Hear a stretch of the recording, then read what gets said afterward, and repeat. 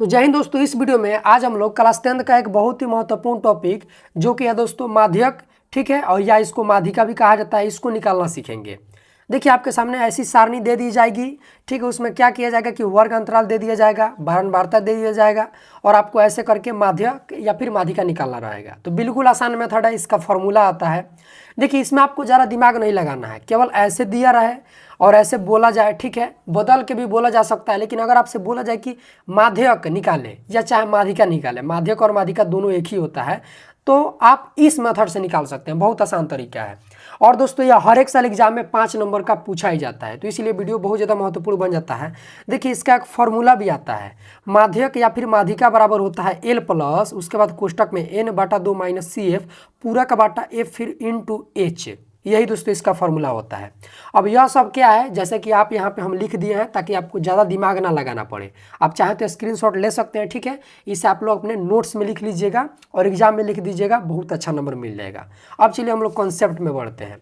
देखिए यह जो आप दोस्तों खांचा देख रहे हैं, इसको हम वर्ग अंतराल बोलते हैं, ठीक है, और इसको हम बारंबारता बोलते हैं। वर्ग अंतराल को आप क्लास भी कह सकते हैं और इसको हम बारंबारता बोलते हैं। बारंबारता को अंग्रेजी में फ्रीक्वेंसी बोलते हैं, इसलिए बारंबारता को हम एफ से दर्शाते हैं, ठीक है। तो यहाँ पे आपको 3 खांचे को बना लेना है। 2 खांचे में तो ऐसे ही भरा हुआ रहेगा, ठीक है। एक खांचे में आपको अपने से भरना है, तो बिल्कुल आसान है। देखिए इसमें आपको सबसे पहले क्या करना है, यहाँ पर जो 2 दिया है, देखिए इसमें एफ वाले में यह जो अगर यहाँ पर अगर जो भी संख्या दिया है, जैसे यहाँ पे 2 दिया है, तो उसको आपको इसमें ज्यों का त्यों लिखना है।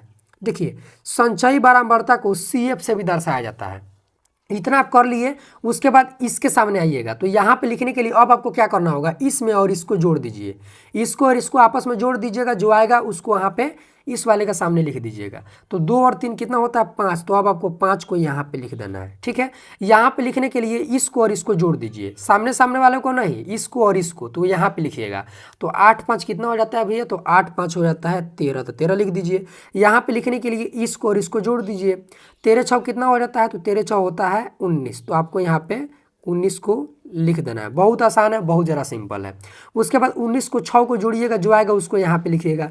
तो 19 6 कितना हो जाएगा, तो यह होता है 25, यानी कि 25। तो 25 को लिख दीजिए। उसके बाद इसको यहाँ पे लिखने के लिए, यानी कि यहाँ पे क्या ची आएगा यह पता करने के लिए इसको जोड़ दीजिए। तो 25 और 3 कितना होता है, तो यह होता है 28, ठीक है। तो यहाँ पे 28 को लिख दीजिए, ठीक है। अब आपको कैसे पता चलेगा कि यहाँ तक आप सही बनाए हैं या फिर गलत बनाए हैं, तो इसका भी एक तरीका है।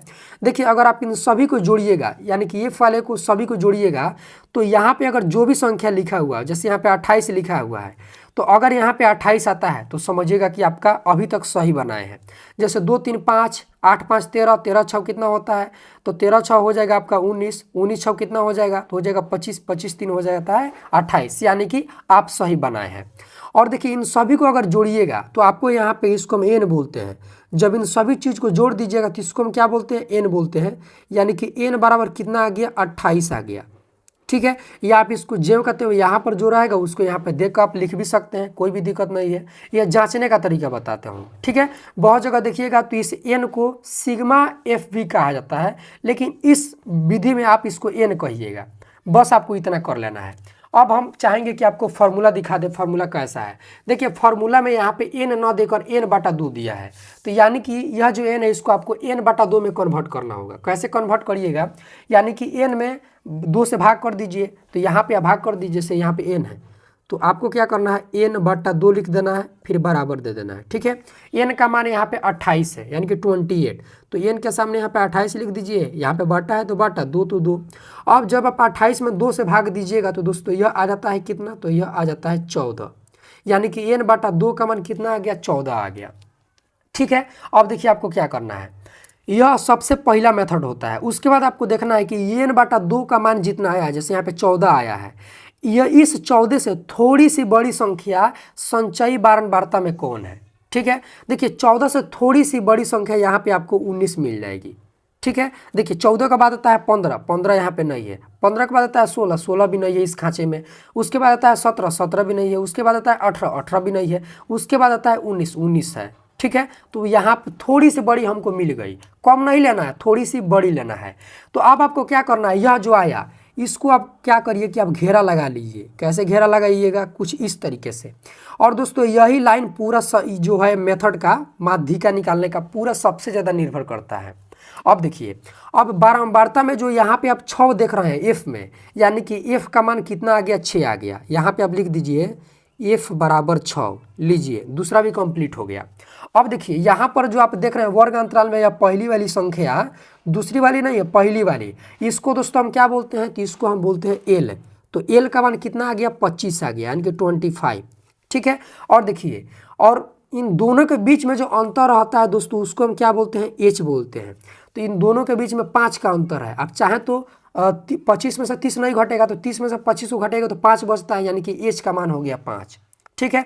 अब देखिए, अब आपको सी एफ मालूम करना है, क्योंकि फार्मूला को हम दिखा देते हैं ताकि आसानी हो। देखिए हम लोग एल का भी मान मालूम कर लिए, n/2 का भी हमका जो मान है मालूम हो गया, एफ का भी मान हम लोग मालूम कर लिए हैं। ठीक है। एच का भी मान हम लोग मालूम कर लिए हैं। बच गया क्या, तो केवल सी एफ बचा है। तो सी एफ क्या होता है, देखिए यहाँ पे बहुत जल्दी मिस्टेक होता है।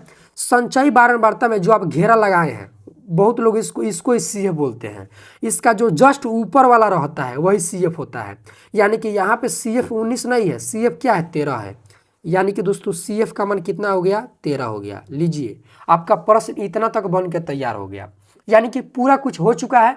बस आपको फॉर्मूला लगाना है, आपका क्वेश्चन बन के तैयार हो जाएगा। 5 नंबर आपको मिल जाएगा बिना कुछ किए हुए। अब फॉर्मूला कैसे लगाएंगे, अब देखिए, आप चाहें तो बहुत जगह देखिएगा तो यहाँ पे वर्ग अंतराल बराबर, आप चाहें तो ऐसे भी कर सकते हैं।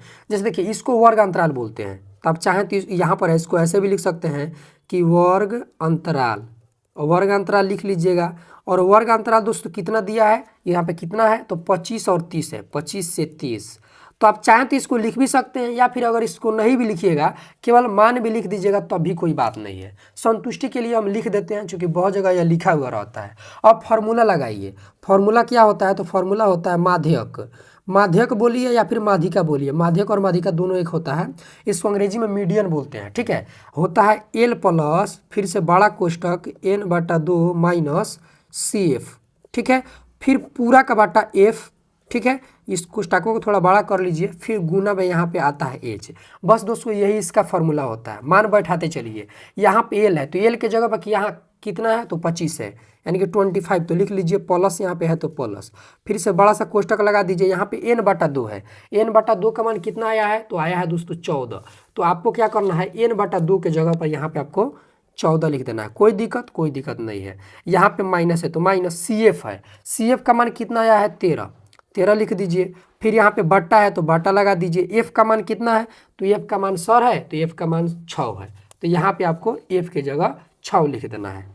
तो यहाँ पे 6 लिख दीजिए, फिर कोष्टक लगा दीजिए, गुना है तो गुना। अब दोस्तों बच गया यहाँ पे एच। तो एच क्या है भाई, तो सब हम निकाल कर रखे हैं। एच का मान यहाँ पे 5 है, 5 लिख दीजिए।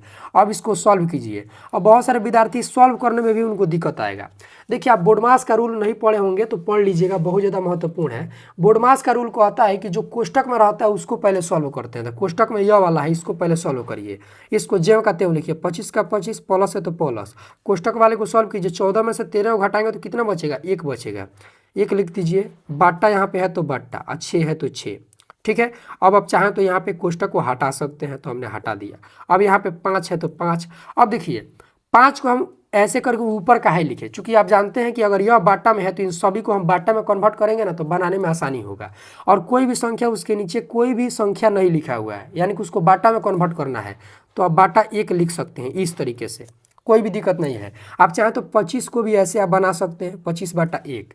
अब समस्या यह आ जाती है कि तीनों में से किसको सॉल्व करें।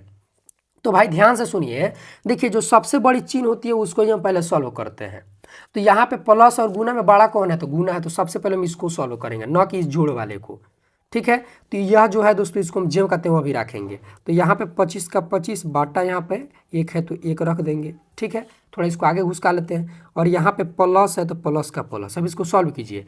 अब आप लोग भिन्न यानी कि बट्टे का गुना बनाए होंगे। कैसे बट्टे का गुना बनता है कि अगर कोई संख्या ऊपर नीचे कटे तो कटा लेंगे, ठीक है, और क्रॉस में कटे तो कटा लेंगे, या फिर अगर नहीं कट रहा है तो आमने सामने गुना करके लिख देंगे। यहाँ पे कहीं पे भी नहीं कट रहा है, ठीक है। तो आमने सामने गुना कर लीजिए, 1 में 5 से गुना करिएगा तो यह हो जाएगा 5, 6 में 1 से करिएगा तो यह हो जाएगा 6।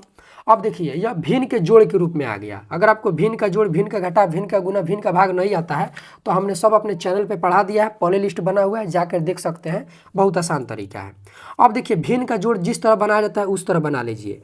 इन दोनों का एलसीएम कितना हो जाएगा, 6 हो जाएगा, ठीक है। 1 के पहाड़ा में 6 कितना बार में आता है, 6 बार में, तो उसी 6 से ऊपर गुना कर लीजिए। तो 25 चौक कितना होता है, 100 होता है, और 25 5 125 होता है, 25 छक होता है 150, यानी कि इतना, ठीक है। तो 150 लिख दीजिए, फिर यहाँ पे प्लस है तो प्लस। 6 के पहाड़ा में 6 एक बार में आता है, उसी 1 से ऊपर वाले में गुना कर लीजिए, तो 5 एकम 5, तो यह कितना आ जाएगा दोस्तों, यह हो जाएगा 155, 155/6, इतना आ जाएगा। अगर कटने वाला है तो कटा लीजिए, नहीं कटने वाला है तो छोड़ दीजिए। दोस्तों यह जो है नहीं कटेगा, ठीक है, दशमलव में आ जाएगा। तो आप चाहें तो भाग देकर दशमलव में लिख सकते हैं, या केवल इसको भी आंसर कह देंगे तब भी कोई बात नहीं है।